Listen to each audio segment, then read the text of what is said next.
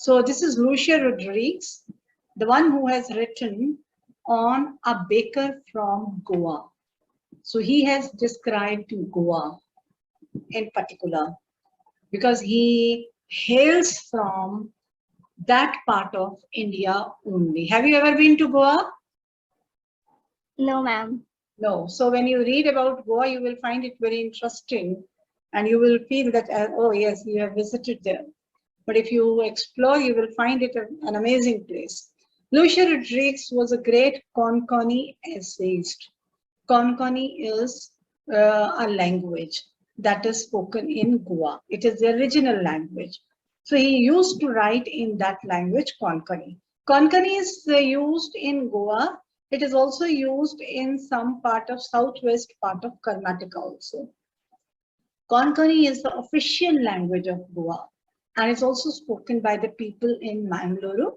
That is the part of Karnataka, the southwest Karnataka. He wrote several articles in English and Konkani because he was a Konkani writer. So he would write in Konkani and earlier his writings, they were translated into English.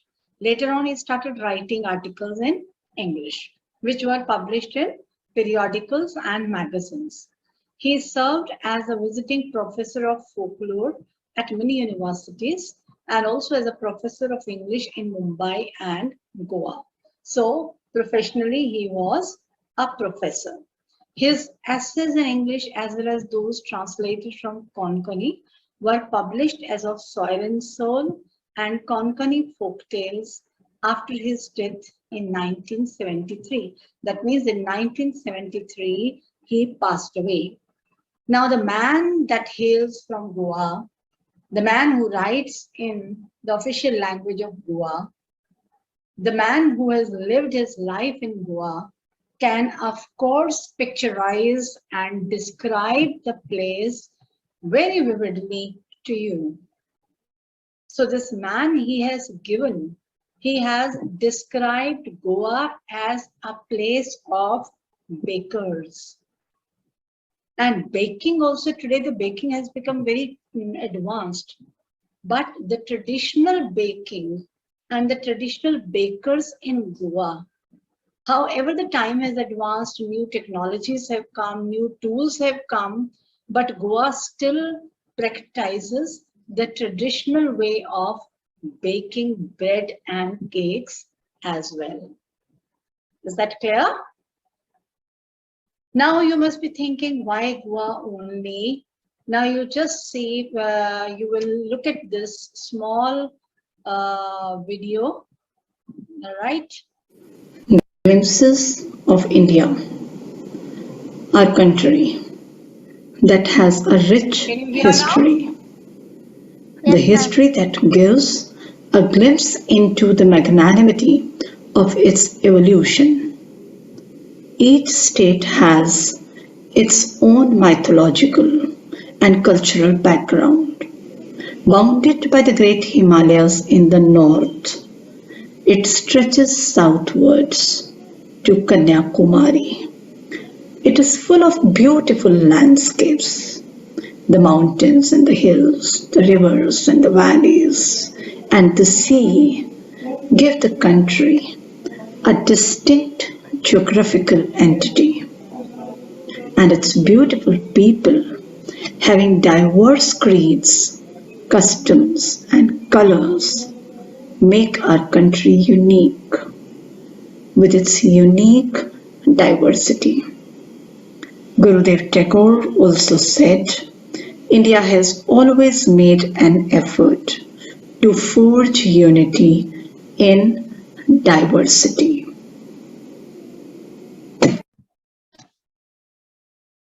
Yes. After viewing this, what do you understand, Anmol? What impression do you get? Ma'am, India is rich in culture and beautiful landscapes as. Right. Very good. And yes. And every state has its own culture, own beauty. Very good. Beautiful. So that makes what? That makes diversity in India. India has so many diversities. So when somebody asks, how does India look like? When somebody asks that what are the places to visit in India? Once we took our students, once I took a group of students to another country, and there the people would ask, it was a European country, and the people would ask my students that if we come to India, which places to visit? And the students will just look at me. I told them, I said, yes, you tell them about every place. And they were really amazed to hear that so many diversities are there in India, right? So in this particular unit, I must say, Glimpses of India, NCERT has tried to give a vivid description of a few places. Not all can be given. And one is Goa. One peculiar feature, one particular feature of a particular place has been taken up here, right? So here it has been taken up, Goa. Now let's see. Yes, so a baker from Goa. A baker from Goa is bakery. Baker is the one who bakes. Baking is not only baking of cake, one who bakes the bread. Bread is also baked. And baking of bread, that too in different varieties, that is still popular in Goa. So this is the fact the writer has tried to bring out to the young readers. Not only that baking is still popular in Goa, but the traditional way of baking is still practiced in Goa, right? So here it is, we are going to begin a baker from Goa. You will come across a few words. I will definitely show you the pictures. I have the pictures. But here is another, that video I have for you so that you understand how a traditional Goan baker bakes and then sells the bread door to door, delivering it door to door, right? First, let us read a little bit and then I'll show you the video. Our elders are often heard reminiscing nostalgically about those old Portuguese days, the Portuguese and their famous loaves of bread. With Portuguese, one cannot forget, when we talk about Goa, we cannot forget the Portuguese influence in Goa. Now, why here it is the historical background of Goa. You have already read in history, in social studies, that the explorers from Europe, they had come to India to explore and to find a sea route. When they came to India, they found that India is a very rich place, rich with minerals, rich with spices and whatnot. So they settled here. They settled here permanently for a very, very long time. They settled their own colonies here, right? And later on, when the freedom movement had started, then after the freedom movement, all these foreign encroachers or invaders, those who had actually come for trade, they were actually foreign traders, but they became foreign intruders or encroachers because they started living here. Then they were pushed back to their own countries. While they had stayed in India, they had built up many good monuments, many good buildings. They have left India more than 300 or 400 years before, but their buildings, they speak of them. But the culture they had, that is still reflected in the people, that is still reflected in the day-to-day life of the people of Goa, right? So here it is Portuguese days, meaning when Portuguese were settled in Goa. Our elders are often heard.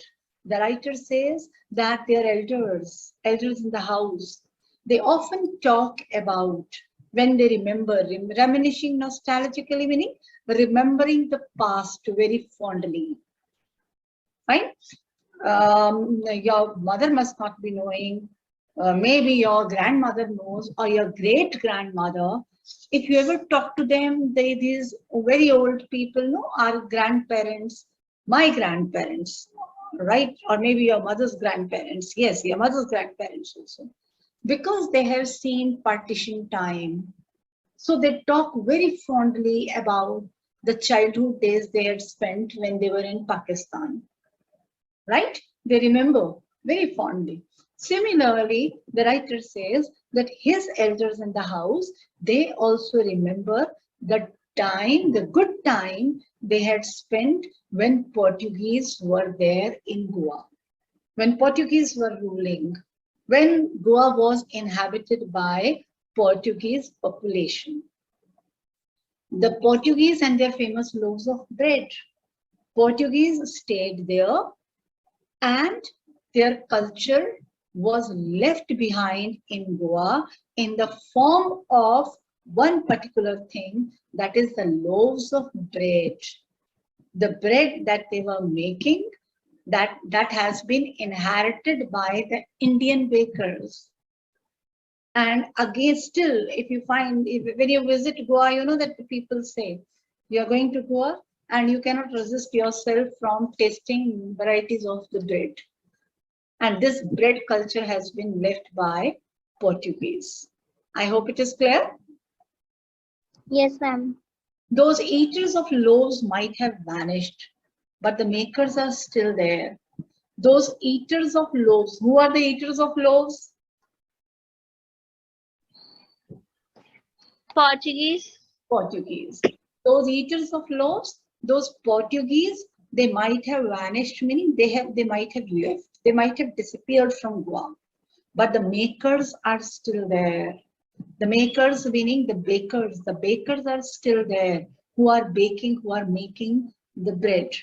We still have amongst us the mixers, the molders, and those who bake the loaves.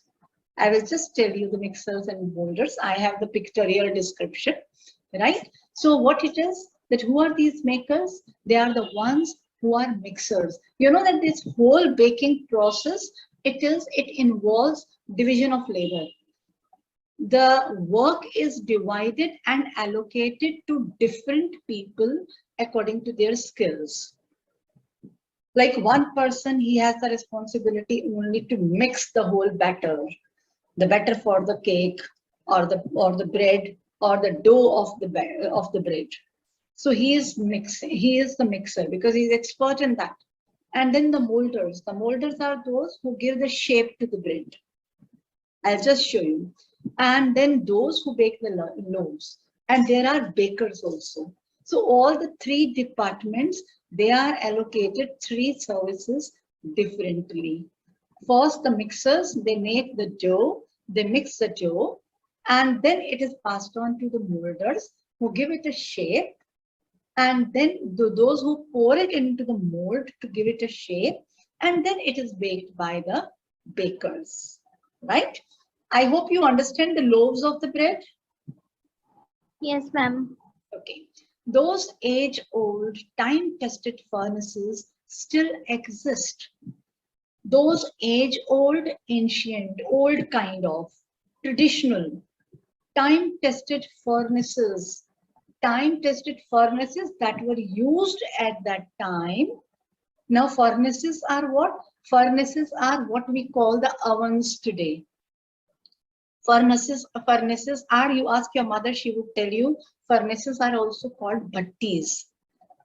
You ask your mother, she would tell you, आपकी mummy ने जरूर भट्टी देखी होगी, भट्टी में bread बनते हुए या भट्टी में बिस्किट्स बनते हुए जरूर उन्होंने बचपन में देखा होगा, right? So those furnaces, they still exist in Goa. Yes, you cannot find in Delhi. You just go to Parle Biscuit Factory, you just go to Frontiers Biscuit Factory, you will find there the biscuits and the breads being made and baked. But they are not made in those traditional furnaces now. Now they have huge sized ovens, electrical ovens. But in Goa, still they have those bhattis. The fire in the furnaces has not yet been extinguished. Try to understand the meaning of this. The fire in the furnaces has not yet been extinguished, meaning the fire is still burning, meaning the practice of making bread in old type of or traditional furnace is still prevalent in Goa. Goa has not completely used or taken up the electrical ovens. In the rural areas, they still have their traditional furnaces. And the people who go there, those who visit those very villages, that they say that the taste of that bread which is baked in the traditional furnace, that is totally different. That is really unique. I hope it is clear. Yes, ma'am. The thud and jingle of the traditional baker's bamboo, heralding his arrival in the morning, can still be heard in some places. Now the bread is baked, bread is ready to be sold, and who brings the bread to the people? The baker, the traditional baker. He appears in a traditional attire, in a traditional cloth, in a traditional dress. You will learn later, right? And what he does, he carries a long bamboo stick. He carries a big long bamboo stick, right? And the thud and jingle of the traditional baker's bamboo. What is that? That bamboo is there is a string of trinkets that is wrapped around the bamboo. Trinkets क्या होते हैं? Trinkets होते हैं जिसको आप घुंघरू कहते हैं, right? तो वो जो घुंघरू जो हैं, उनको उस bamboo stick के आसपास लगा दिया जाता है. So what happens? This baker, when he goes to the colonies to sell the bread, he just taps that bamboo on the floor. As a result, what happens? There is the sound of thud and jingle of that trinket. Why does he do that? In this way, he just announces that he has come to sell the bread, and whosoever wants to should come. Just as in the morning in your locality, you see that the vendors, the vegetable vendors, the fruit vendors, they call out in the morning. Isn't it? Sabji wala, fruit wala kind. So this baker, he used to tap his bamboo stick on the floor, creating the sound of that trinkets. That would indicate to the dwellers, that would indicate to the residents of the place that the bread seller has come. And this sound and this baker can still be heard in some places. This practice is not outdated. It is still followed. Just as, for example, you see that in our locality, we have mother dairies, we have many other markets also, isn't it? We have so many online shopping shops also, which deliver the goods to us at our doorstep. Yet, we do have vegetable and fruit vendors in the morning, in the evening, in the afternoon. हमारे यहाँ सुबह शाम आते हैं ना vegetable vendors, आवाजें देते हैं. Yes, ma'am. Yes, so that is the old practice. However, we have big basket, blanket, everything today. Yet, these people also we welcome. And the day they do not come, the housewife they definitely miss because they are very convenient. Right? Maybe the father is not alive, but the son still carries on the family profession. If the father has passed away, it does not mean that nobody does this practice. It does not mean that art of making bread has vanished. No, it has been inherited by the son. That legacy is still continued. It is still carried on. The business or the profession is still carried on by the son because it is a family profession. These bakers are even today known as Padir in Goa. These bakers in Konkani, they are called Padir. Padir meaning baker. right? The one who makes the bread. I hope it is clear. Yes, ma'am. Yes. Now, a few things you will come across later in the lesson you should know. So here I'll show you this. And now here in this video, you are going to learn about the baker, the baker's role. Earlier, baker used to tap on the floor with the bamboo stick, but today they come on cycle. And they have horns. So they honk the horn to announce their arrival. So this is the change you will find. Not only that, in the video, of course, you see the style of the buildings. The style of the buildings that clearly reflect Portuguese culture. It's Portuguese, it's European architecture, right? Yes, so here it is.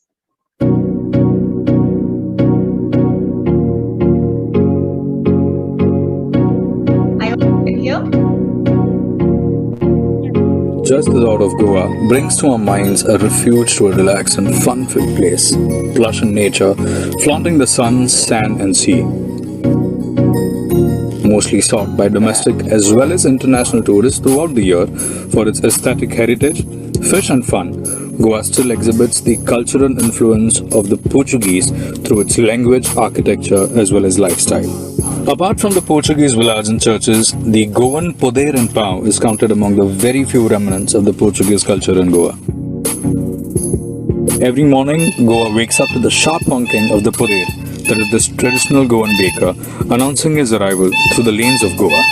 The poder merrily cycles around the freshly baked bread, staked in a huge wicker basket which is strapped on his bicycle covered with a tarpaulin, making door-to-door deliveries as the day begins to dawn. He is looked upon as an angel delivering the ready-made bread. Just we open our eyes to the day. Come monsoon, come winter, the poder is always on time. So much so that the Goikas have their routines scheduled around his timings. Pau that the poder delivers is the crisp traditional levain bread baked in a variety of shapes and soft and crusty textures that cater to its typical consumers on a daily basis. The most popular variations of the pau are the soft ladi pau, the crusty uno, the whole wheat poi, and the crusty bangle shaped kakana. Pau and bhaji or uno dipped in tea is luxurious start to a Goan's day. The Goan delicacies such as the sungtache umar, alsanya tonak, balchao, etc. cannot be thought without the pau. As we enter the age-old traditional bakery houses, the warm aroma of the pau already baking in the oven welcomes us, slightly tickling our taste buds. The baker's day begins at 4 a.m. in the morning, where the electric kneader rolls in 100 to 150 kgs of flour into a dough, which then is kept aside for fermentation. Now this dough is then hand rolled into balls of equitable sizes and left aside for proofing. This entire process takes around 2 to 3 hours before the dough actually hits the bhatti, that is a traditional firelit oven, which by then is already on fire and blasting with heat. The baking takes around 10-15 minutes, post which the pau is cooled and ready to be delivered to the hotels, retail shops, poder joints and door-to-door deliveries. Every bakery is allotted its areas, each bakery churning out bread in at least 2 batches every day. The processes are carried out by the family members of the baker who are assisted by other local laborers. On the contrary though, pau has won its battle on remote fronts. However, it seems to have failed from the home itself. The traditional bakers have taken the lineage upon their shoulders since generations with no appreciation and support to their credit. The families continue to live and work in the age-old congested workplaces which have turned unhygienic and unhealthy. The rooms are full of flour and dust, with walls blackened due to the heat of the furnace. The creaky old wood furnishing and roof dangling, standing the test of time, pose a life threat. The petty living conditions of the poder and his family saddens the heart.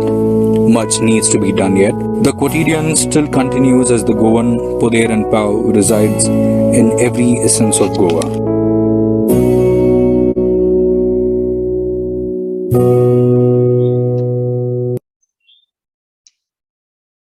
Yes, so you had noticed the traditional type of furnace, right? That's what we call bhatti, Yes, ma'am. right? So this was completely traditional. But now he says that the baker's condition is not as good as it was earlier. However, it is not so that their business is not flourishing.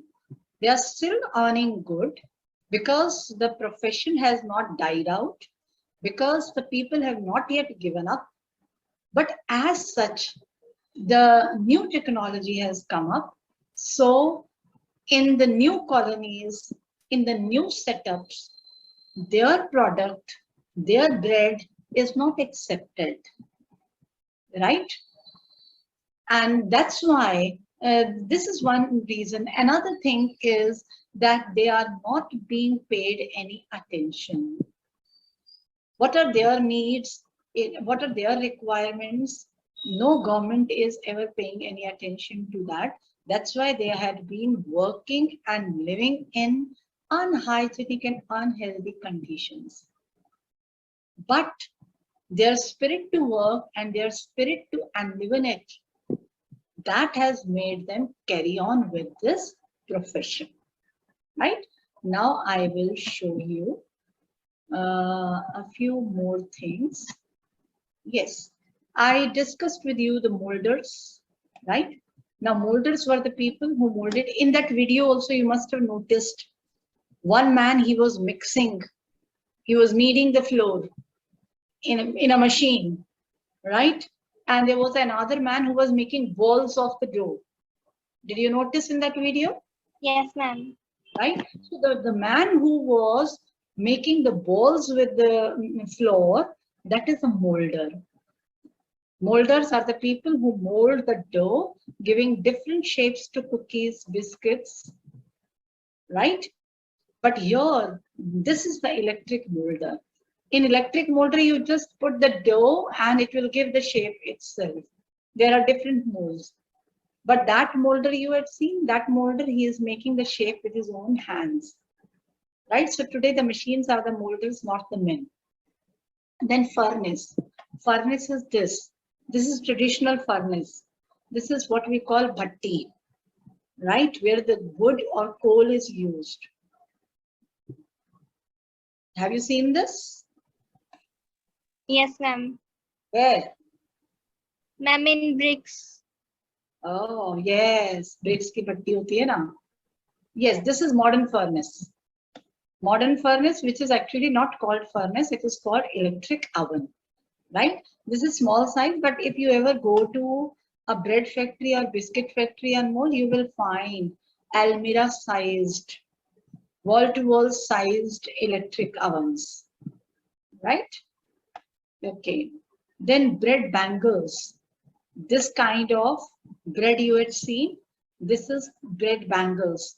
These bread bangers, they are actually called con. Why they are called con? Because con means bangles. Konkoni means bangle. And this bread is in the shape of bangles. So it is called con. And secondly, why it is called con also? Because they are crisp. They are crisp. So they tinkle like glass bangles when they are taken out of the oven. Right? So there are the reasons. Okay. Parapet. You will come across this word parapet. Parapet is an extension of the wall at the edge of the roof. This extension, this corner basically, from this corner when these two walls are going, this is called parapet. Parapet of a roof, parapet of a terrace or balcony or walkway, etc. So in Goa, the children often sit on this parapet to peep into the basket of the bread seller. Yes. Then kabai. Yes, kabai. This is kabai, right? It is a traditional dress of bakers. The men, they wear a long and loose robe. Nowadays, the men wear the pants, 3/4 pants also, right? And women, they wear a long robe reaching down the knees. And you read in the lesson about that bamboo with which they would tap on the floor, right? So this is bamboo. You can see in the picture. This is typical baker from Goa that would go out in the street with this bamboo, tapping it on the floor with one hand on his basket, carrying all types of bread. I hope it is clear. Yes, ma'am. Yes. So now you can easily understand these. During our childhood in Goa, the baker used to be our friend, companion, and guide. The children, they were very friendly with the baker. Of course, he was getting them the bread. He used to come at least twice a day. Once when he set out in the morning on his selling round, and then again when he returned after emptying his huge basket. This man, he would come on 2 rounds. First round he would make to sell the bread, and second round, after his basket was emptied, he would come to collect the money. Right? He would come to collect the money. The jingling thud of his bamboo woke us up from sleep, and we ran to meet and greet him. In the morning when he would come, he would announce his arrival by thumping or by tapping his bamboo on the floor. With that tinkling sound, these children would get up and they would rush to him. They would greet him and they would rush to him because they would love to have the bread of their own choice. Why was it so? Was it for the love of the loaf? Not at all. The loaves were bought by some Pasquin or Bastine, the maid servant of the house. What we longed for were those bread bangles, con, which we chose carefully. Sometimes it was sweet bread of special make. So he says that why the children would be so excited to know that the baker was there to sell the bread. It was not for the loaf of the bread. One loaf of the bread would be sufficient for the family, right? In Goa, still, you know that what we people do, we have a loaf of bread with slices cut, isn't it? But Yes. in many other countries and in Goa also at some places, you will get a loaf of the bread. You will bring it home and then you will slice it into pieces, right? So he says that the loaf, that was not the worry of the children because it was bought by some Pasquin or Bastine. Now, who are these Pasquin or Bastine? Could you understand? Ma'am, who sells the loaf? Pasquin or Bastine, they were the maid servants of the house. And Pasquin or Bastine, they are Portuguese name. They are Portuguese name for the maid servants, right? So the writer has deliberately used these names to express and to share with you the presence of Portuguese culture in Goa. The children would throng to the baker to get the bread or to get the con, but it was the maid servant's job to get the bread and keep it in the kitchen, right? So Pasquin or Bastine is basically the Portuguese maids. The children were excited actually about the bread bangles. They were favorite among the children because sometimes they were sweet also. Many a time the children would specially order to make some sweet con for them. So they were excited to get it, right? The baker made his musical entry on the scene with the jhang jhang sound of his specially made bamboo stuff. Jhang jhang sound is that sound of trinket, right? One hand supported the basket on his head and the other banged the bamboo on the ground. As you had seen in that picture, the man was wearing kabai. Yes, ma'am. Right, that one hand he put on his basket and with other he had that bamboo stuff which he had been tapping on the floor. He would greet the lady of the house with good morning and then place his basket on the vertical bamboo. This was his style.